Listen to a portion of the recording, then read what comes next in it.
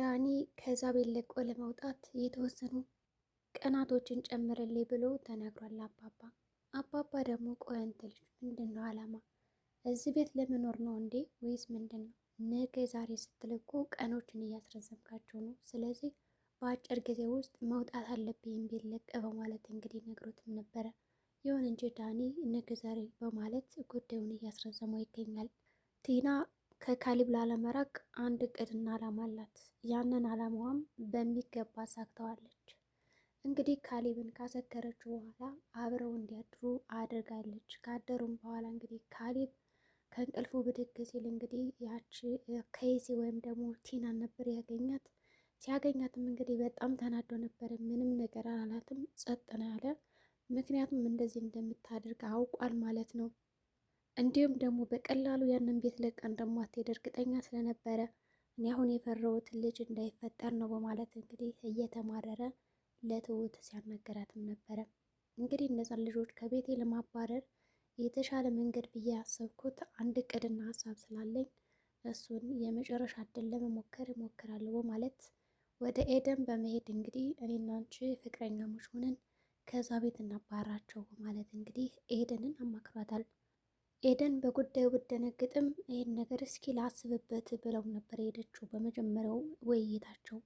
በመቀጠልም እንግዲህ ዳኒ አሁንም ቢሆን ገንዘቡ እንዴት ነው ተቀበልሽ ወይ ገንዘብ ገንዘብ ገንዘብ እያለ ቴና ሲጨቀጭቃት፣ ቴና ደግሞ እንዳልተቀበለች አድርጋ ሽምጥጥ ካረገችውን በኋላ እንግዲህ ካሊብን ወደ ራሷ ለመመለስ እያሰበች ስለሆነ አሁን ላይ ለዳኒ ምንም አይነት ፍላጎትና ቦታ ያላት ሲያናግራት እንኳን በግልምጫና የሆነ በአይነ ቁራኛ የምትመልስለትም የምታናግርለትም ይመስለኛል። እንግዲህ ቲና የዳኒ ነገር በቃኝ ብላ ሰልችቷት ወደ ካሊብ እየተመለሰች ነው። ካሊብ እንግዲህ እኔ የዚህ ቤት ውጭልኝ እያለ ሲያናገራት፣ እሷ ደግሞ ዳኒ እንዴት ነው ምናምን እያለ ሲጠጋት ዳኒ በጣም እየሸሸችው፣ ካሊብን ደግሞ እየቀረበችው ነው ያለች። በሌላ በኩል እንግዲህ የአባባን በጣም ተናደዋል። ቤታቸው እንግዲህ በገንዛ ቤታቸውን ነፃነት አጥተው መቀመጫ መነሻ ቁም ስቅል ካበሏቸው በኋላ መቼ ነው የምትሄዱ ይባሉ አሁንም ምግግም ብለው ቀርተዋል ማለት ነው። እንግዲህ በሰው ቤት ካሌብም እንግዲህ በጠዋት ከተነሳ በኋላ ያቺ ከይስ ያደረገችውን ነገር አባባ እንደዚህ እኮ አደረገችኝ ላስረዳ ብሎ ይነግረዋል። እንግዲህ አንድ ላይ አብረን አደርን ሲለው እና ታዲያ ይሄን ነው እንዴ ልክ ጅብ ደም እንደሰራ ሰው ልታናገረኝ የመጣው? በልዘውር በልኝ ምኑ ሞኝ ነው በማለት እንግዲህ በቁጣ መልሰውልን ነበረ። ካሊብም ለአባቱ ጉዳዩን ለማስረዳት ቢሞክርም አባባ ምንም አይነት እድል አልሰጠውም ነበረ። እንዴት እንደተፈጠረ ይህ ነገር አላቅም ነበር ያለው። እና ታዲያ ድሮስ እኔም እኮ ፈርቼ ነበረ፣ ጥንቃቄ አድርግ፣ አትቸኩል፣ ለውሳኔዎች ለከት ይኑር ብዬ ብናገር አንተ ግን ይህን ምክር የምሰማ አይመስለኝም። ይልቅ ይህን ዳኒን ከቤት አስወጣልኝ በማለት እንግዲህ ካሊብ እንዲያስወጣቸው ነው የፈረደበት። ካሊብ ደግሞ እንዴት አድርጎ ማስወጣት እንዳለበት እነዛ ሁለት አይነት የሆኑ ሰዎችን ግራ ገብት ብሎታል። እንግዲህ ከአባቱ ጋርም ጥሩ ንግግር አላደረገም ነበረ። ይሁን እንጂ ተነስቶ ይሄዳል። በመንገዱም እየሄደ እያለ እንግዲህ ከዳኒ ጋር ይገጣጠማሉ ማለት ነው። ከአባቱ ጋር በጣም ተናዶ ስለነበረ የዳኒን አንገት ሄዶ እንቅ ያደርገዋል። ለምንድን ነው ቤታችን ለቃችሁ የማትሄዱት? ውጡልኝ ይለዋል። ያ ዳኒ ደግሞ ምን አገባህ አንተ፣ የቤት ያንተ አይደለም፣ ስለዚህ እኔ ደግሞ የፈለግኩትን ያክል ጊዜ መቆየት እችላለሁ ይለዋል። አሁን እኔ የማይሆን ነገር እንዳደርግ አትጋፋፋኝ እባክህ ካሌብ ተው እያለው ነው እንግዲህ ዳኒም አንቆታል የካሌብን ጉረሮ። ካሌብም እንደዚው ሁለቶቹም ተናንቀው ነበረ። በዚህ መካከል እንግዲህ ዳኒ በኋላችን የፖሊስ ጣቢያ አለ፣ እንዲሁም ደግሞ ፖሊሶች ወደኛ እየመጡ ነው። አሁን በሰላም መንገዳችን ሄደን ወደ ቤት እንሂድ ወይስ ደግሞ ፖሊስ ጣቢያ ሄደን እንታሰር በማለት እንግዲህ ለካሌብ ይነግረዋል።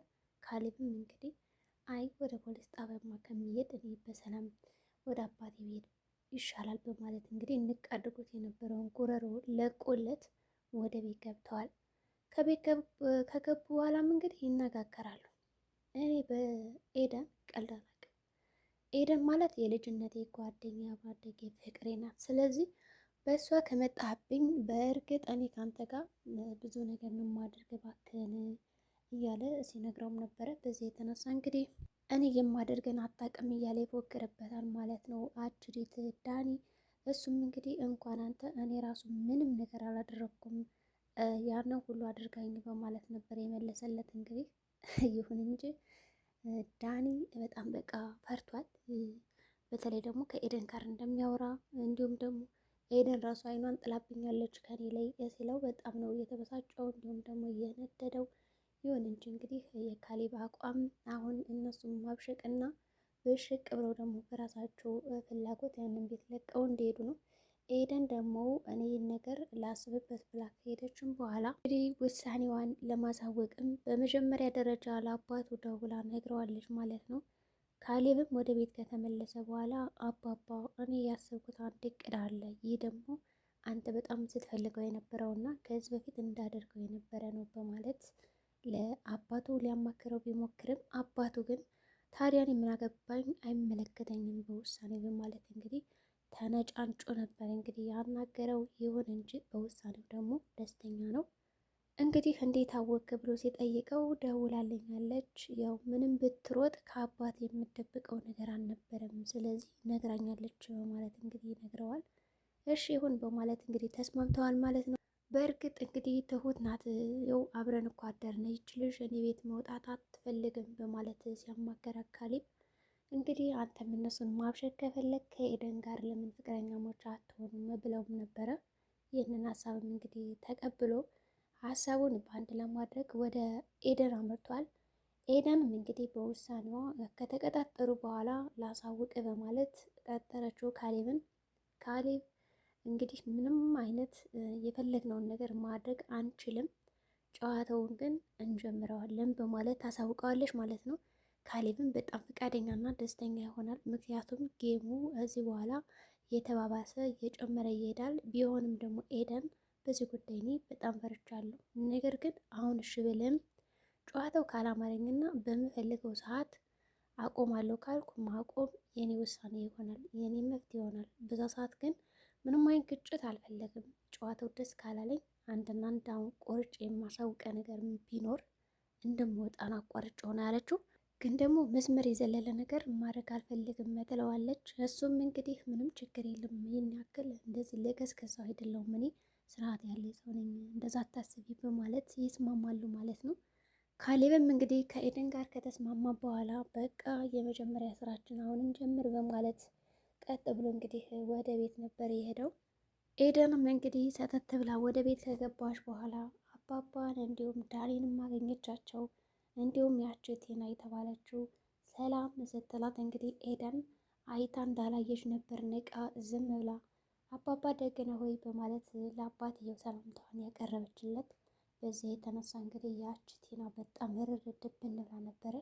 ምክንያቱም እንዴት እኔ ሰላም እያልኳት ንቀት ነው እንዴ የማታናግረኝ የማታወራኝ በሚለው በጣም ተናዳ ስለነበረ ታዲያስ እንዴት ናችሁ እንዲሁም ደግሞ ያ ዳኒ እንዴት መጣሽ ብሎ ሲጠይቃት እንግዲህ ያው ፍቅረኛሞችን በማለት እንግዲህ ያሳውቀውታል ማለት ነው። እንዲሁም ደግሞ ከካሌብ ጋር አንድ ላይ እንደመጡ አንድ ላይ እንደሆኑ እጅ ለእጅ ተያይዘው ሲገቡ በጣም ነበር ያረሩት። ቢሆንም ኤደን እንግዲህ ስራዋን ከጨረሰች በኋላ ወጥታ ነው ሄደችው። ከሄደችም በኋላ እንግዲህ በጣም በሽቀው ስለነበረ ዳኒ በሰላም ነው ምን ነው አኮረፍክ ይለዋል። አባባም አይ ምንም አይደለ ደህና ነኝ በማለት ነበር የመለሰለት። ይሁን እንጂ ያው በልቡ ይዞታል ያረረውን ልብን ቁስል ብሎ በልቡ ነበር መናገርና መያዝ የፈለገው። ከወጣችም በኋላ እንግዲህ ከዛ ቤት ኤደን ምን እያደረግሽ ነው? የምታደርጊው ነገር ትክክል አይደለም እና እባክሽ አናግሪኝ እያለ በጣም የለመናት ይገኛል። እንግዲህ ለብዙ ጊዜ በጣም ዘግተዋለች ኤደን። ስልክ ሲደውልም አታነሳም። መንገድ ለመንገድ ራሱ እንደዚህ እያስቆመ አናግሪኝ ሲላትም ምንም አይነት ማናገር አትፈልግም። እንዲሁም ደግሞ ጣል ጣል እያደረገችውና የራሰ ጉዳይ እያለችው ነበር የምታልፈው። አይታ እንዳላየች እየሆነች ነበር የምትሄድ።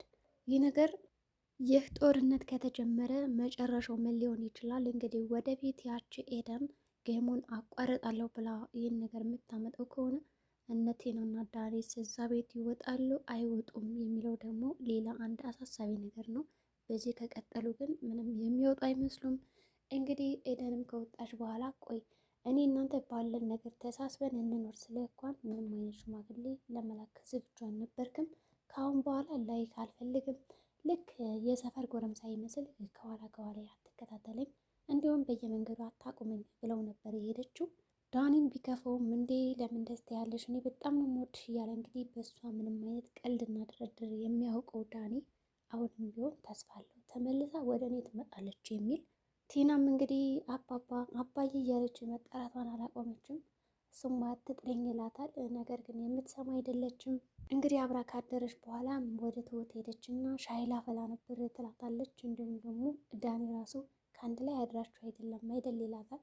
አዎ በማለት ነበር የመለሰችለት። ዳኒ በሁኔታው በጣም ተገርሟል። ትሁትም እንግዲህ ሻዩን እያፈለው ነው በማለት ነበር ዝም ያለቻት። እንዲሁም ካሌብን ትፈልገዋለሽ ወይ በግልጽ ንገረኝ እስኪ ስትላት እንግዲህ እኔ ስራ ልስራበት ዘወር በይልኝ ስትላት ጥላት ሄዳለች ማለት ነው። እንደገና ኤደን ደግሞ ትሁት ይሄ ነገር እኔ በጣም አስፈርደኛል ጀምሬዋለሁ ግን የመጨረሻው አይመስለኝም በማለት ነበር የመለሰችላት። ትሁትም በእርግጥ እዛ ቤት ብትመጭ ለኛ ደስታ ነው፣ ነገር ግን ለሁለቱ መብሸቅ ነው የሚሆንባቸው። በዛ ላይ ደግሞ ዳኒ እሳት ለብሶልሻል፣ በአንቺ አይደራደርም፣ በጣም ጎበዝ፣ እንዲሁም እንደሚወድሽ ነው በቃ ሁሌ የሚነግረኝ ትላታለች ማለት ነው። ግን ደግሞ ተጠንቀቂ ትላታለች። ያው ቲና በጣም ኃይለኛ እንደሆነች ራሷን እንድትጠብቅ ስትነግራት እንደዚህ ከሆነማ እኔ ራሷ አትለቀኝም ነው ያለችው። እንግዲህ እሱስ ልክ ነሽ፣ ግን ደግሞ ዳኒ አያስነካሽም፣ አንቺን አታስቢ ትላታለች ማለት ነው። ቢሆንም ጉዳዩ በጣም እያስፈራራት ነበረ። እሺ በማለት እንግዲህ ሌላ ምንም አይነት አማራጭ ስለሌላት ቸው ብለው እንግዲህ ተሰናብተዋል። ቲናም መኝታ ክፍል ሁና አሁንም አልወጣም እያለች እንግዲህ ከካሌብ ጋር ባሏ ለማድረግ ስለምትፈልግ በስሜት እንግዲህ ተናዶ ንቅ ያረጋታል። እንግዲህ ቲና ትሙት አትሙት የምናውቀው ነገር የለም። ቀጣይ የምናየው ይሆናል ማለት ነው። መልካም ጊዜ